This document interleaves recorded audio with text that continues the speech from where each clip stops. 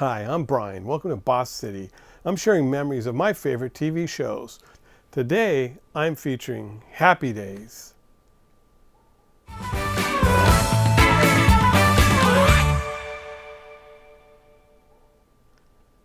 Happy Days, the show from the 70s about the 50s, has a crazy origin.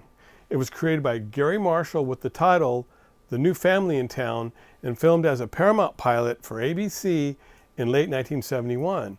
It starred Ron Howard, Anson Williams, and Marion Ross in the roles that they played on Happy Days.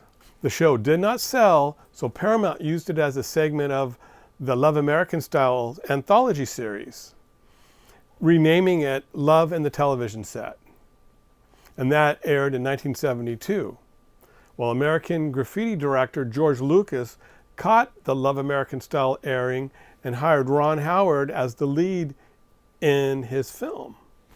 When American Graffiti became an enormous hit in 1973, ABC wanted to put that rejected 50s show on the air to capitalize on the late 50s nostalgia craze that was sweeping the nation.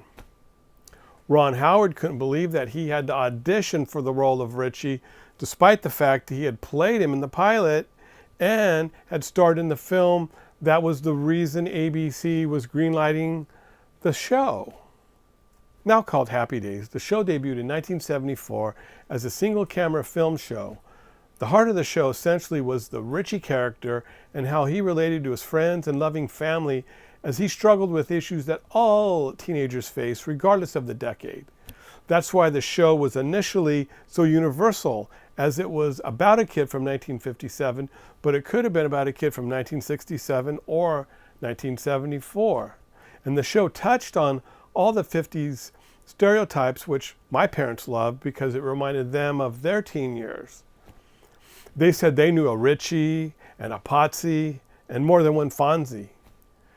The show was able to handle tender moments as well as broad comedy and everything in between. The show was a hit for ABC in season 1. When CBS moved Good Times, which was red hot, to air opposite Happy Days in season 2, the show dropped from the top 20 to the low 40s.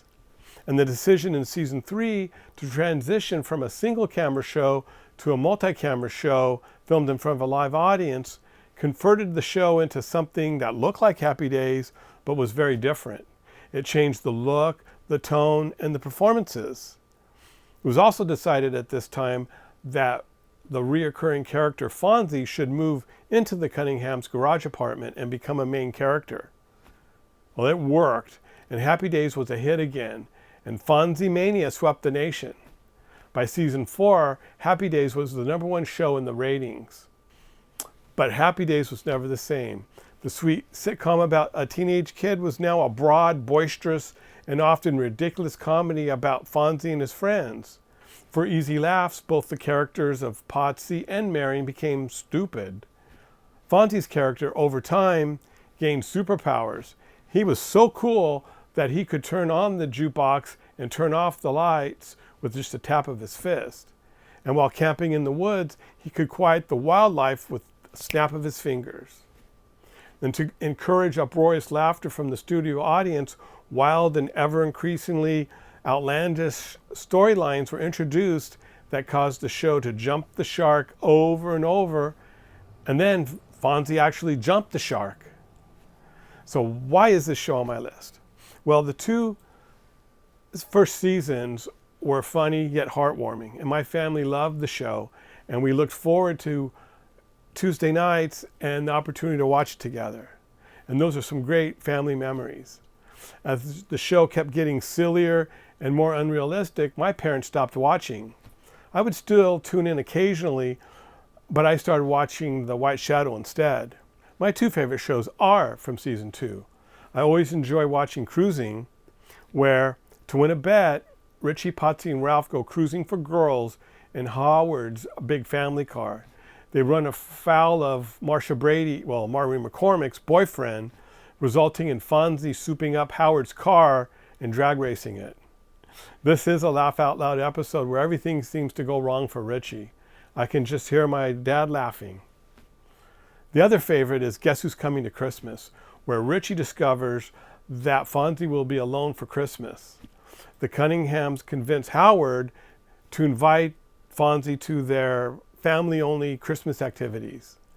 Fonzie's pride causes him to resist Richie's overtures until he feels the warmth and love in the Cunningham home, and he finally accepts their invitation. I like this episode because it shows a sentimental side and added dimension to the reoccurring character Fonzie, and it is one of the most touching episodes of the series.